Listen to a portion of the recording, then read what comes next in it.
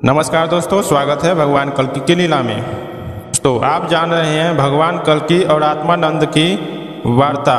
इसमें कौन हारा कौन जीता, कौन शरणागत हुआ, इस पर बात हो रही है। ये पाखंडियों का भरमार होगा भगवान कल्कि की और अद्भुत लीला। वीडियो के अंत तक बने रहें। चैनल में अगर आप पहली बार आए चैनल को सब्सक्राइब करके बेल आइकन पर दबा दें। शुरू करते हैं आज की वीडियो। अगले एपिसोड में आपने देखा था कि श्री रमेश जी पांडे भगवान कल्कि से सब बात बोलते हैं कि अब आप इस विषय पर बात मत करिएगा, नहीं तो धर्मराज पांडे जी को बहुत बेइज्जती होगी और बहुत दुखी होंगे। अब उसी के आगे हम जानते हैं श्री रमेश जी की बात भगवान कल्कि पहले ही अपने अंदर तय कर लिया था। तीनों आदमी एक अन्य दूसरे कोठरी में गए तो वहाँ पर अमृत मुनि जी स्नान वगैरह करके ठीक हो रहे थे। तब तक श्री रमेश जी भगवान कल्कि को देखकर बड़े खुश होकर बोले कि आइए ब्रह्मचारी जी आइए, स्नान वगैरह हो गया है। भगवान कल्कि ने कहा जी हाँ हो गया है। तब तक इस नाश्ता बढ़ाते हुए कहें कि नाश्ता किया जाए, जल्दी महात्मा आत्मानंद जी के पास चला जाएगा, बात होगी, कोई बात नहीं है। महात्मा जी थकते नहीं है, चाहे जितनी बात किए जाए चला जाए, बड़ा आनंद आएगा। बड़े ही प्रेम से समझाते हैं, सब समाधान हो जाएगा। तीनों आदमी मौन होकर मुनि जी की बात सुन रहे थे। कोई कुछ बोल नहीं रहा था। भगवान कल्कि सोचे कि भगवान कल्कि और आत्मानंद जी की बात गलत कहेगा तो श्री धर्मराज पांडे जी को दुख तकलीफ कष्ट एवं नाराजगी हो जाएगी। जैसे ही श्री रमेश जी ने भी बताया है, तो क्यों नहीं आत्मानंद जी की तीनों बातें मुनि जी से ही गलत कहलवाई हुई धर्मराज पांडे जी को सुनवा दी जाए कि नहीं समझ हो कि नहीं समझे हो तो फिर से अच्छी तरह समझ लें कि आत्मानंद जी ने जिन तीनों बातों को बतलाया और उदाहरण दिया है सरासर पूर्णतः गलत है। इसी भाव से भगवान कल्कि ने मुनि जी से कहा कि महात्मा जी से क्या बात की जाएगी, यह तय हो गया जाए ताकि वहाँ बात करने में सुविधा होगी। तो मुनि जी ने जब यह सब बात पूछी तो पहले से ही भगवान कल्कि यह बात न बताने की तय की थी, लेकिन भगवान कल्कि मुनि जी के द्वारा ही उन बातों को गलत कटवाने के लिए एक बार कोशिश करते हैं, जो धर्मराज पांडे को भी पता चल जाए। तो आगे देखते हैं। मुनि जी ने कहा बहुत ठीक, यहीं तय हो जाए। तत्पश्चात भगवान कल्कि ने कहा कि निरंतर का अर्थ नित्य एवं नित्यस। एक आधा घंटा जाप करने को कहा जाता है न? मुनि जी ने कहे नहीं, ऐसा कदापि नहीं है।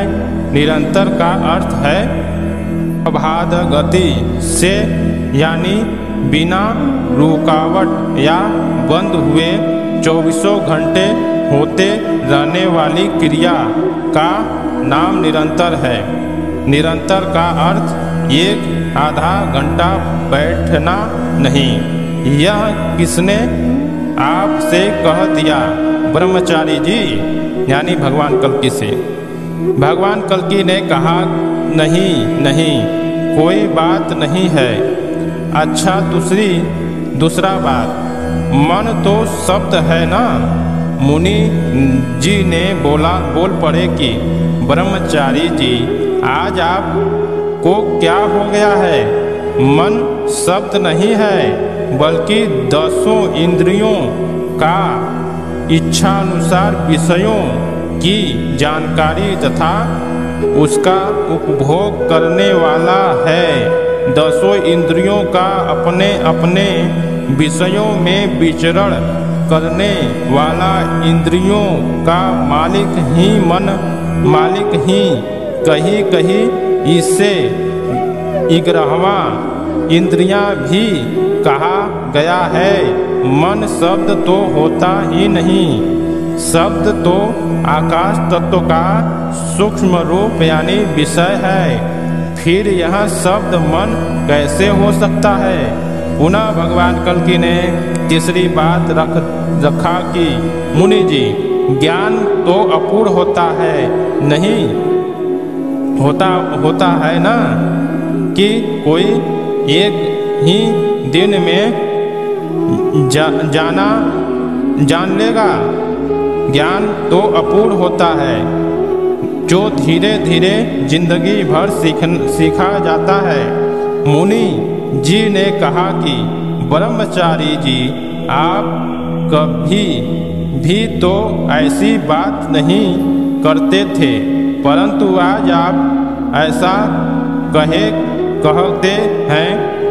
अज्ञान अपूर्ण होता है, जिससे दिन मिलेगा या होगा तो पूर्ण ही होगा। ज्ञान कभी भी अपूर्ण नहीं होता है। ज्ञान का व्यवहारिक जीवन में अभ्यास धीरे धीरे होता है। ज्ञान तो सर्वथा पूर्ण है। भगवान कल्कि बात मात्र इतनी ही थी कि श्री धर्मराज जी सुन लें। श्री रमेश जी सब समझ रख लें। आत्मानंद जी तीनों बातें मुनि जी ने गलत काटा। यह सब बातें सुनकर श्री पांडे जी का बड़ा दुख हुआ, क्योंकि उनके दृष्टि में आत्मानंद जी से बड़ा महात्मा धरती पर कोई था ही नहीं। परंतु आज पता चला कि महात्मा आत्मानंद जी की सारी जानकारी ही गलत एवं भ्रामक है। अब श्री धर्मराज पांडे जी भगवान कल्कि को छपकाने के लिए पारदास आदि को बुलाए, परंतु सारा विश्राम व्यवस्था भगवान कल्कि छकाने के लिए पारदस आदि को बुलाए, परंतु सारा परिश्रम व्यर्थ गया। मुनि जी से बात दिया गया कि महात्मा जी से बात हो चुकी है। तब मुनि जी ने कहे कि हम हपुआ कुटी पर आएंगे तो वहीं बात होगी। हुआ कि ठीक है। लौटते दिन मुनि जी हपुआ कुटी पर आए और लगभग 5 घंटे वार्ता के पश्चात भगवान कल्कि के ज्ञान की श्रेष्ठता को स्वीकार किए तथा तब से भगवान कल्कि को बहुत ही आदर देने लगे। परंतु धर्मराज पांडे में भगवान कल्कि के प्रति द्वेष उत्पन्न हो गया और उल्टी बातें पीछे करने लगे। तब तक 3 माह का रहा पत्नी का गर्भपात हो गया। उनकी परेशानी बहुत बढ़ गई। पत्नी ने उन्हीं को दोषी ठहराया और कहा कि विरोध का फल है और विरोधी हो गए। दोस्तों, आपने देखा धर्मराज पांडे जी अपने गुरु आत्मानंद जी को बहुत श्रेष्ठ समझते थे, जो भगवान कल्कि को ले गए थे छकाने और उनको भगवान कल्कि को अपने गुरु के सामने शरणागत कराने। परंतु भगवान कल्कि के सामने सिर्फ 10 से 15 मिनट बात करते ही वह झुटकार दिए और भगवान कल्कि को जाने के लिए कह दिए, जो कि मुनि वहाँ पर जाते थे। और मुनि से जब यह बात पुष्टि कराई गई तो धर्मराज भी द्वेष में और आ गए और धर्मराज मुनि जी भगवान जी से मिलने के लिए हपुआ कुटी पर आए, जिसमें 5 घंटा वार्तालाप हुई और मुनि जी प्रभावित होकर उनके ज्ञान से ही अपने आप को उनके प्रति ही भाव देने लगे, जिसमें धर्मराज पांडे जी भगवान कल्कि के प्रति द्वेष इतना ज़्यादा उत्पन्न किए, इतना ज़्यादा विरोध करने लगे और पीछे पीछे उल्टी सीधी बात करने लगे, जिसके कारण भगवान कल्कि के कारण जो उनको पुत्र पैदा होना था या गर्भ था जो 3 माह का हो चुका था, वह गर्भपात हो गया और उनकी परेशानी और बढ़ गई। उनकी पत्नी ने उन्हीं को दोषी ठहराया और कहा कि यह आपकी दोष है और यही होना ही चाहिए कि आपने एक महापुरुष या सत्पुरुष को विरोध में खड़ा किया और उससे द्वेष किया, तो वो उसका फल आपको मिल गया।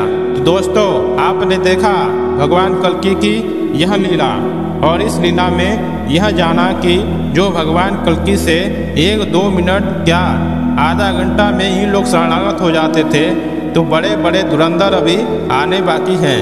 आपको आगे भगवान की इस लीला में बड़े बड़े धुरंधर भी आने वाले हैं, जिसकी वजह से भगवान कल्कि कारागार जेल में भी बंद हुए। अब आगे तो आज के एपिसोड में इतना ही दोस्तों, मिलते हैं नेक्स्ट एपिसोड में। चैनल पहली बार आए, चैनल को सब्सक्राइब करके बेल आइकन पर दबा दें, कमेंट में जय श्री कल्कि जरूर लिखें और वीडियो को लाइक जरूर करें।